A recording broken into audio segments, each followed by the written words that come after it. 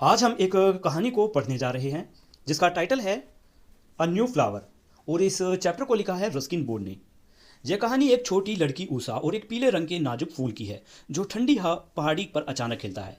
इस साधारण सी कहानी के जरिए हम प्रकृति की सुंदरता, आशा और यह जान पाएंगे कि जीवन कैसे कठिन हालातों में भी रास्ता खोज लेता है। तो चलिए शुरू करते हैं यह कहानी और जानते हैं कि उस फूल का क्या हुआ और यह हमें क्या सिखाता है। कहानी को शुरू करने से पहले इन्हें इन लाइनों को रीड कर लेते हैं जिसमें लिखा है, डू यू लाइक फ्लावर्स। पहले आपसे पूछा गया है कि आपको फूल पसंद है। Usha young girl sees a beautiful yellow flower on the hillside. That night the delicate flower is wash away by the heavy rain. Will Usha see the flower again. Read the story to find out. मतलब है कि ऊषा जो एक छोटी लड़की है पहाड़ी की ढलान पर एक सुंदर पीला फूल देखती है। उसी रात तेज बारिश उस नाजुक फूल को बहा ले जाती है। क्या ऊषा फिर से उस फूल को देख पाएगी? तो चलिए जानते हैं। लिखा, it was the first day of spring according to the Hindu calendar but here is the Himalayas still seemed mid winter. Hindu calendar के अनुसार यह वसंत का पहला दिन था लेकिन यहाँ हिमालय में अभी भी गहरी सर्दी जैसी लग रही थी। A cold wind hummed and whistled through the pines. Pines एक तरीके के पेड़ होते हैं, ठीक है।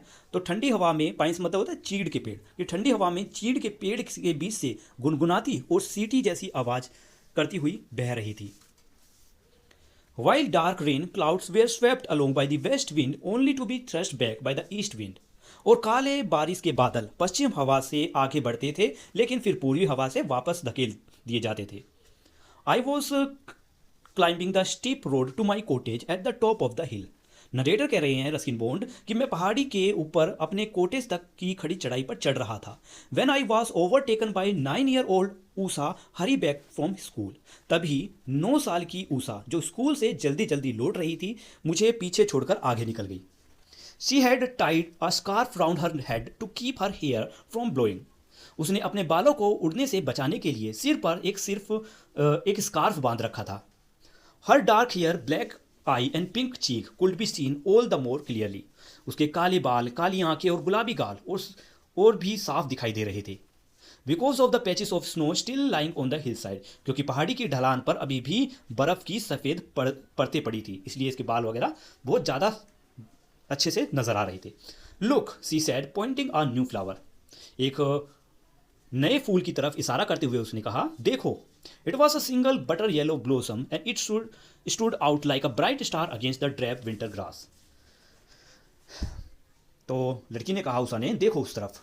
वह एक अकेला मक्खन जैसा पीला फूल था और बेरंग सर्दी की घास के बीच वह एक चमकते तारे की तरह दिख रहा था। I had not seen anything like it before and had no idea what its name might be. Narrator कह रहे हैं कि मैंने इससे पहले ऐसा कुछ भी नहीं देखा था और मुझे इसका नाम भी नहीं पता था। No doubt its existence was recorded in some botanical tome but for me it was a new discovery. इसमें कोई शक नहीं कि इसके बारे में किसी बोटेनिकल यानी वनस्पति विज्ञान की किताब में इसके बारे में कुछ लिखा होगा, पर लेकिन मेरे लिए ये एक नई खोज थी। Shall I pick it for you? Asked Usha. Usha ने पूछा मुझसे कि क्या मैं तुम्हारे लिए इस फूल को तोड़ लूं? No don't, I said. It may be the only one. If we pluck it there may not be any more. Let's leave its there and see if it seeds. तो नरेटर कहती हैं कि मैंने कहा कि नहीं, तोड़ना मत। शायद यह अकेला ही फूल हो, अगर हम इसे तोड़ देंगे तो शायद और नहीं उगेंगे। चलो इसे वहीं छोड़ देते हैं और देखते हैं कि क्या यह बीज भी देता है। We scrambled up the slope and examine the flower more closely. हम दोनों ढलान पर चढ़े और फूल को ध्यान से देखने लगे। It was very delicate and soft petalled, looking as if it might fall at any moment. यह फूल बड़ा ही नाजुक था और उसकी पंखुड़ियाँ बहुत मुलायम थी। ऐसा लग रहा था जैसे वह कभी भी गिर सकता है। It will be finished if it's rain, sad Usha. Usha ने कहा कि अगर बारिश हुई तो यह फूल खत्म हो जाएगा। And it did rain that night. Rain might mingle with slit and hell. और उसी रात वैसा ही हुआ कि उसी रात सच में बारिश हुई और बारिश के साथ ओले और बर्फ भी गिरे। It rattled and swished on the corrugated tin roof but in the morning the sun came out. बारिश टीन की छत पर तेज आवाज के साथ गिर रही थी लेकिन सुबह सूरज निकल आया था। I walk up the road without really expected to see the flower again. मैं सड़क पर चढ़ा लेकिन मुझे उम्मीद नहीं थी कि वो फूल फिर दिखाई देगा। And Usha had been right, the flower had disappear in the storm. और वैसा ही हुआ, ऊषा सही थी। तूफान में वह फूल वहाँ से गायब हो चुका था. But the two other birds unnoticed by us the day before had opened. It was as though two tiny stars had fallen to earth in night. लेकिन वहाँ पर दो और कलियाँ खिली हुई थी जो हमने पहले दिन नहीं देखी थी. अब ये कलियाँ खिल चुकी थी फूल की. ऐसा लग रहा था जैसे दो छोटे छोटे तारे रात में धरती पर गिर पड़े हों. I did not see Usha that day but the flowering day when we meet on the road I saw her the fresh blossom. उस दिन ऊषा नहीं दिखी, लेकिन अगले दिन जब हम सड़क पर मिले तो मैंने उसे ताजे खिले फूल दिखाए. And they were still there 2 days later when I passed by, but so were 2 goats grazing on the short grass and thorny thickets on the slope. और वे फूल 2 दिन बाद भी वहाँ थे जब मैं वहाँ से गुजरा, लेकिन वहीं 2 और बकरियां भी थी जो ढलान की छोटी घास और कांटेदार झाड़ियों को खा रही थी. I had no idea if they were partial to this particular flower, but I did know that goats would eat almost anything and I was taking no chance. Narrator कह रहे हैं कि मुझे नहीं पता था कि वे इन खास फूलों को खाना पसंद करेंगी या नहीं. ये बकरियां उन फूलों को खाना पसंद करेंगी या नहीं, लेकिन मुझे पता था कि बकरियां लगभग कुछ भी खा लेती हैं, इसलिए मैं कोई जोखिम नहीं लेना चाहता था. Scrambling up the steep slope, I began to shoo them away. One goat retreated, but the other lowered its horn, gave me a baleful look, and refused to move. मैं तेजी से ढलान पर चढ़ा और उन्हें भगाने लगा. एक बकरी पीछे हट गई, लेकिन दूसरी ने अपने सींग नीचे किए और मुझे गुस्से से देखा और हिली तक नहीं अपनी जगह से. It reminded me a little of my grandfather's pet goat, who had once punished a visiting official into a bed of nasturtium.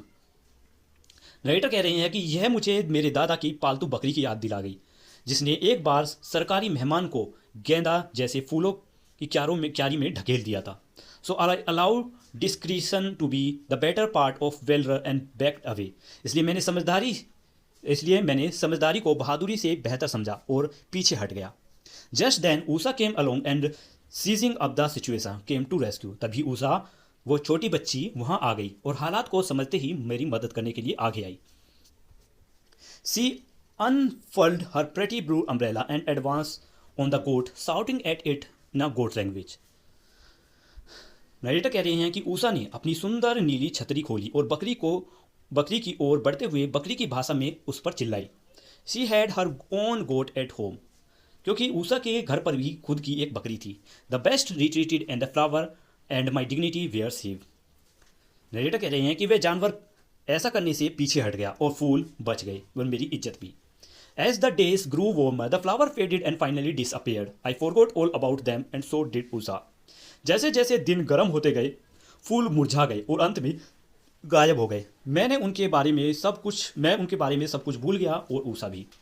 There were lessons and exams for her to worry about and rent and electricity bills to occupy a freelance writer thoughts. Usha को अपनी पढ़ाई और परीक्षा की चिंता थी और एक फ्रीलांस लेखक को किराए और बिजली के बिलों की भी. 2 months passed. Summer and autumn came and went with their own more so blooms.